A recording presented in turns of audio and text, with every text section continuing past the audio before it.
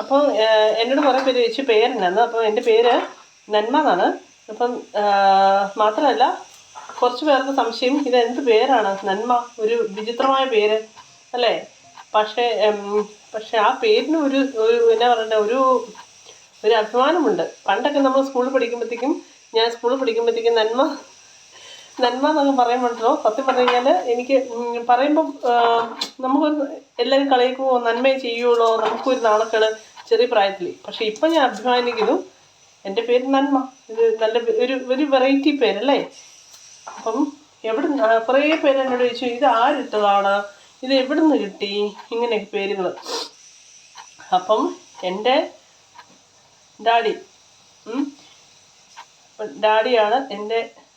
ഡാഡിയാണ് ഈ പേരിട്ടത്, നന്മ. അപ്പം ഇതൊരു വെറൈറ്റി പേരല്ലേ അല്ലേ? പക്ഷേ ഇന്നിപ്പോൾ കുറേ പിള്ളേർക്കൊക്കെ നന്മ എന്നൊക്കെ പേരുണ്ട്.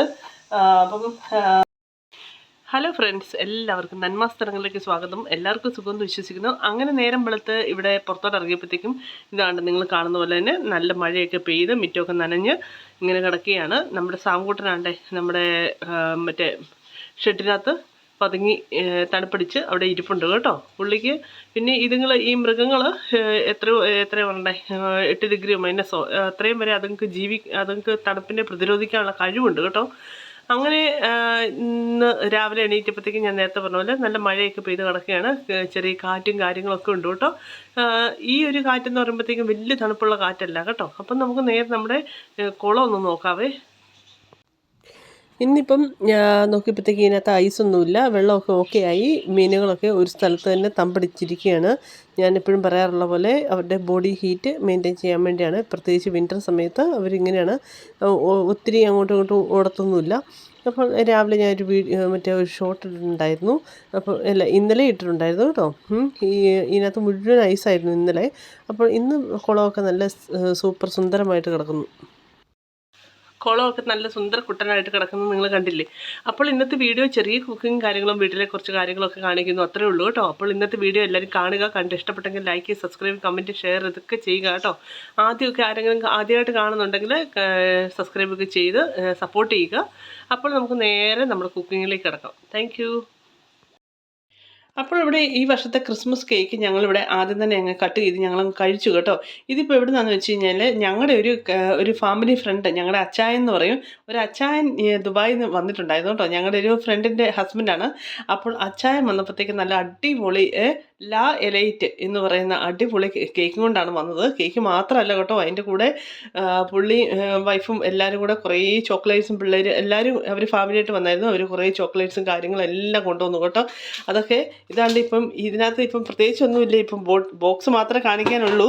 ലാസ്റ്റത്തെ 1-2 കഷ്ണം ബാക്കി ഇരിപ്പുണ്ട് കേട്ടോ. നല്ല അടിപൊളി കേക്ക് കേട്ടോ. പിന്നെ അതിൻ്റെ കൂടെ കുറേ ചോക്ലേറ്റ്സ് കൊണ്ടുവന്നു. അവസാനത്തെ ലാസ്റ്റത്തെ ഒരു കഷ്ണമാണ് ഇവിടെ ഇരിക്കുന്നത് കേട്ടോ. ഇതിൻ്റെ പേരെന്നാന്ന് വെച്ച് കഴിഞ്ഞാൽ നിങ്ങളെല്ലാം കഴിച്ചിട്ടുണ്ടാവും,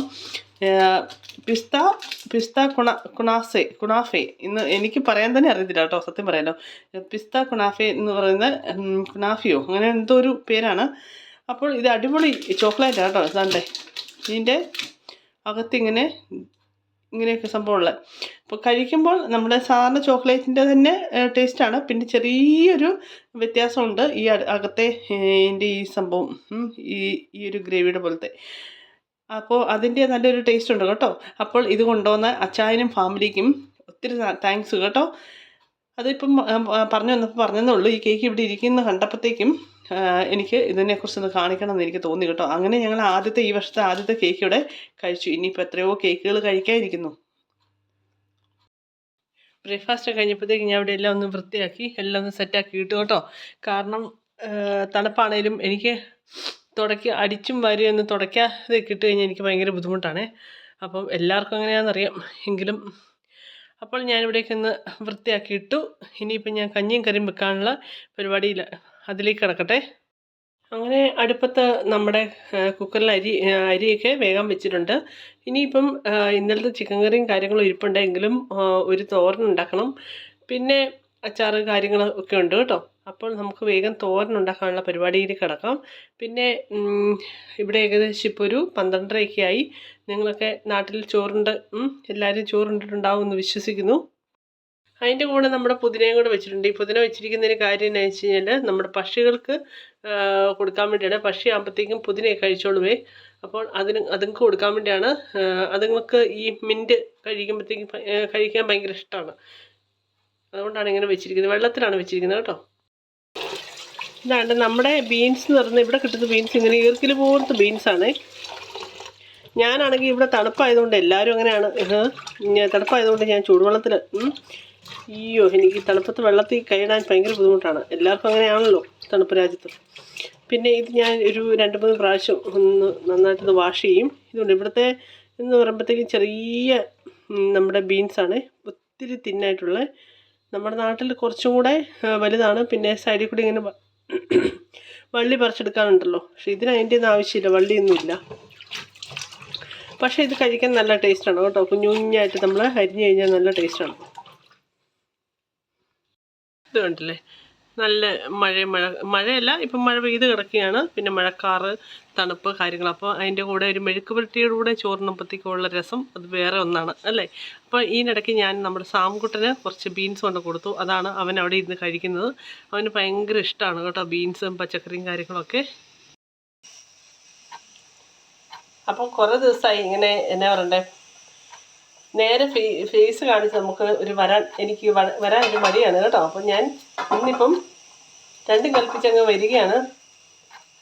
അപ്പം ഞാനിവിടെ ബീൻസ് നന്നായിട്ടൊന്ന് കട്ട് ചെയ്യണം കേട്ടോ. ഈ ഒരു രീതി ഇത്രയും നീളത്തിലാണ് കട്ട് ചെയ്യുന്നത്. ചോറിവിടെ വെന്തുകൊണ്ടേ ഇരിക്കുന്നു. പിന്നെ നിങ്ങൾക്കൊക്കെ എന്നാണ്ട് വിശേഷം? അവിടെ ഒരു ബീൻസ് പറന്ന് നിലത്ത് വീണു. അപ്പോൾ എന്നോട് കുറേ പേര് ചോദിച്ചു പേരെന്നാന്ന്. അപ്പോൾ എൻ്റെ പേര് നന്മ എന്നാണ്. അപ്പം മാത്രമല്ല കുറച്ച് പേർക്ക് സംശയം ഇതെന്ത് പേരാണ് നന്മ, ഒരു വിചിത്രമായ പേര് അല്ലേ. പക്ഷേ ആ പേരിന് ഒരു എന്നാ പറയണ്ടേ, ഒരു അഭിമാനമുണ്ട്. പണ്ടൊക്കെ നമ്മൾ സ്കൂളിൽ പഠിക്കുമ്പോഴത്തേക്കും നന്മ എന്നൊക്കെ പറയുമ്പോഴല്ലോ, സത്യം പറഞ്ഞു കഴിഞ്ഞാൽ എനിക്ക് പറയുമ്പം നമുക്ക് എല്ലാവരും കളിയാക്കുമോ, നന്മയെ ചെയ്യുള്ളൂ, നമുക്കൊരു നാണക്കേട് ചെറിയ പ്രായത്തിൽ. പക്ഷെ ഇപ്പം ഞാൻ അഭിമാനിക്കുന്നു, എൻ്റെ പേര് നന്മ. ഇത് നല്ല ഒരു വെറൈറ്റി പേരല്ലേ. അപ്പം കുറേ പേര് എന്നോട് ചോദിച്ചു ഇത് ആരിട്ടതാണ്, ഇത് എവിടെ നിന്ന് കിട്ടി, ഇങ്ങനെയൊക്കെ പേരുകൾ. അപ്പം എൻ്റെ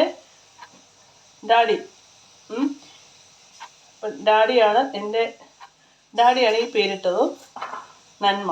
അപ്പം ഇതൊരു വെറൈറ്റി പേരല്ലേ അല്ലേ. പക്ഷെ ഇന്നിപ്പോൾ കുറേ പിള്ളേർക്കൊക്കെ നന്മ എന്നൊക്കെ പേരുണ്ട്. അപ്പം എന്താണ് എൻ്റെ പേര് നന്മ എന്നിട്ടതിൻ്റെ കാരണം, പുള്ളി ഒരു ആയിരുന്നു. ഇപ്പം റിട്ടയർഡായി. അപ്പം ആ ഒരു എന്നാ പറയണ്ടേ, മലയാള തനിമയിൽ ഇട്ടൊരു പേരാണ് കേട്ടോ. പിന്നെ അതുകൊണ്ട് പണ്ടൊക്കെ എപ്പോഴും ഞാൻ നേരത്തെ പറഞ്ഞ പോലെ സാറുമാരും ഒക്കെ നന്മ നേരും അമ്മ എന്നൊക്കെ പറഞ്ഞിട്ടുള്ള പാട്ട് പാടുമായിരുന്നേ. ഒരു രസമായിരുന്നു ആ പണ്ടത്തെ കാലമൊക്കെ. ഇപ്പം പിന്നെ കുറേ നാൾക്ക് ശേഷം നന്മ നമ്മളിപ്പോൾ എന്നാ പറയുന്നത്, ഡ്യൂട്ടിക്കൊക്കെ ചെല്ലുമ്പോൾ മലയാളികളെ കാണുമ്പോൾ നന്മ എന്ന് പറയുമ്പോഴത്തേക്കും ഒരു ചിരിയും ഒരു എന്നാ പറയണ്ടേ,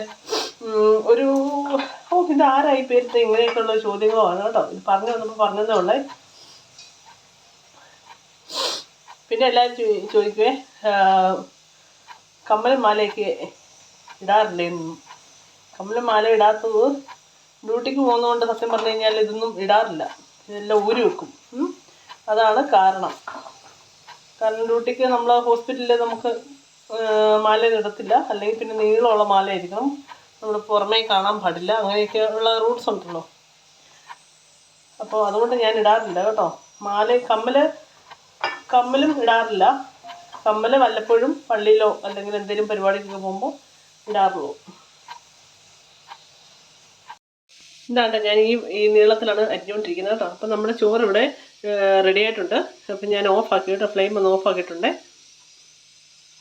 ഇതാണ്ട് നമ്മുടെ ബീൻസൊക്കെ ഞാൻ ഈ ഒരു നീളത്തിൽ അരിഞ്ഞു വെച്ചിട്ടുണ്ട്. പിന്നെ അതിനകത്തൊരു പച്ചമുളക് അരിഞ്ഞിട്ടുണ്ട്. പിന്നെ നമ്മുടെ സവോളയൊക്കെ നന്നായിട്ടൊന്ന് വഴറ്റിക്കൊണ്ടിരിക്കുകയാണ് കേട്ടോ. പിന്നെ ഇതിനകത്തോട്ട് കുറച്ച് മഞ്ഞൾപ്പൊടി, ഉപ്പും പിന്നെ വെളുത്തുള്ളിയാണ് നമ്മൾ ആഡ് ചെയ്യാൻ പോകുന്നത്. എല്ലാവർക്കും അറിയാമല്ലോ ഇതൊക്കെ ചെയ്യുന്നത് എങ്ങനെയാണെന്ന്.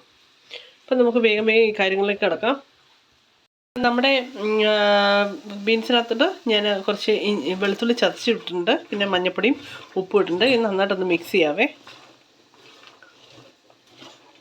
അതിനിടയ്ക്ക് നമ്മുടെ മറ്റേ സവാള അവിടെ വഴന്നു വരുന്നുണ്ട്. എല്ലാം കൂടെ ഒന്ന് മിക്സ് ചെയ്യാവേ.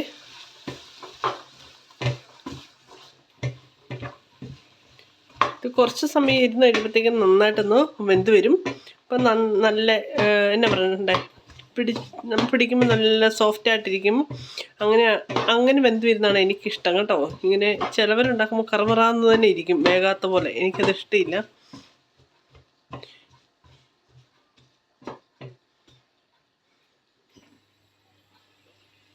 ഇതൊന്ന് അടച്ചു വെക്കാവേ. അങ്ങനെ നമ്മുടെ തോരനൊക്കെ ഇവിടെ റെഡി ആയിക്കൊണ്ടിരിക്കുകയാണ്. ഇതുണ്ടോ, ഞാനൊന്ന് ഇളക്കിയിട്ടു കേട്ടോ അതിനിടയ്ക്ക്. ഇനിയിപ്പോൾ ഞാനിവിടെ മുട്ട പൊരിച്ചുകൊണ്ടിരിക്കുകയാണ്. മുട്ട പൊരിക്കാനുള്ള തയ്യാറെടുപ്പും കാര്യങ്ങളും ചെയ്തുകൊണ്ടിരിക്കുകയാണ്. ഇതാണ്ട് 3 മുട്ട ഞാൻ 3 മുട്ട പൊട്ടിച്ചിട്ടുണ്ട്. പിന്നെ നമ്മുടെ കുറച്ച് മല്ലിയില, പിന്നെ ഈ പറഞ്ഞ പോലെ ചെറിയൊരു പച്ചമുളക്, മഞ്ഞൾപ്പൊടി, മുളക് പൊടി, പിന്നെ മുളക് പൊടി ഇല്ല, മഞ്ഞൾപ്പൊടി, ഉപ്പ്, പിന്നെ നമ്മുടെ സവാള. ഇതെല്ലാം കൂടെ നന്നായിട്ടൊന്ന് മിക്സ് ചെയ്യാം കേട്ടോ. നമ്മുടെ ചിക്കൻ കറിയും ഒക്കെ ഞാൻ പുറത്തെടുത്ത് വെച്ചിട്ടുണ്ട് ഫ്രിഡ്ജിൽ നിന്ന്. പിന്നെ ഞാനിവിടെ ഉണ്ടാക്കിയ അച്ചാറാണ്. കഴിഞ്ഞ ഒരു വീഡിയോ ഞാൻ ഇട്ടിട്ടുണ്ടായിരുന്നേ. പിന്നെ നമ്മുടെ 2 ദിവസം മുന്നേ ഉണ്ടാക്കിയ ബീഫ് കറി എടുത്ത് വെച്ചിട്ടുണ്ട്. ചിക്കൻ ഇവിടെ സെറ്റായിട്ടിരിപ്പുണ്ട് കേട്ടോ. അപ്പോൾ ഇതൊന്ന് നന്നായിട്ടൊന്ന് മിക്സ് ചെയ്യട്ടെ.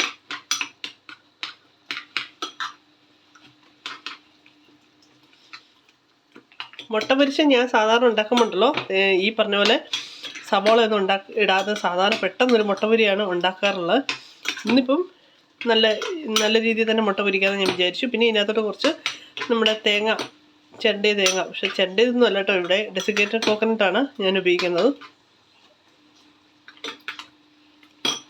അതിനിടയ്ക്ക് ചോറ് രണ്ടാമതൊന്ന് വേഗം വെച്ചിട്ടുണ്ട്. അങ്ങനെ ഞാൻ നമ്മുടെ മുട്ടയെല്ലാം നമ്മുടെ പാനിൽ വെച്ച്, അതിനകത്ത് മുട്ടയ്ക്കകത്ത് ഞാൻ തേങ്ങ ആഡ് ചെയ്തായിരുന്നേ. അതും കൂടെ എല്ലാം ഞാൻ നന്നായിട്ട് മിക്സ് ചെയ്തിട്ട് ഞാൻ അടുപ്പ് വെച്ചിട്ടുണ്ട് നമ്മുടെ പാനിൽ കേട്ടോ. ഇനി ഒന്ന് സെറ്റാകട്ടെ. അപ്പം നമുക്ക് അടച്ചു വെക്കാം.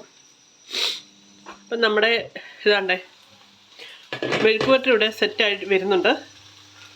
ഞാൻ ആ വെളുത്തുള്ളിയൊക്കെ നന്നായിട്ട് ചതച്ചിട്ടുകൊണ്ടുണ്ടല്ലോ, നല്ല മണവും കാര്യങ്ങളുമാണ്. എനിക്ക് വെളുത്തുള്ളി ചതച്ചിടുന്നതിനോടാണ് താല്പര്യം കേട്ടോ. അല്ലെങ്കിൽ അത് അതുപോലെ തന്നെ ഒരു എന്നാ പറയുക, ആ മണവും രുചിയും അങ്ങ് ഇറങ്ങത്തില്ല. അതുകൊണ്ട് എനിക്കങ്ങനെ ചതയ്ക്കുന്നതിനോടാണ് താല്പര്യം.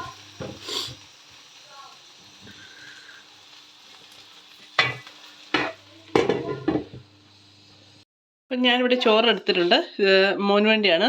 അപ്പം ഇനിയിപ്പം ഇതിനകത്തോട്ട് നമുക്ക് നമ്മുടെ ചിക്കൻ കറിയും തോരനും പിന്നെ ഇതാണ്ടേ നമ്മുടെ ഇറച്ചിയും പിന്നെ നമ്മുടെ ഈ സംഭവം എന്നാ മെഴുക്ക് പുരട്ടി, ഇതെല്ലാം കൂടി എടുക്കട്ടെ.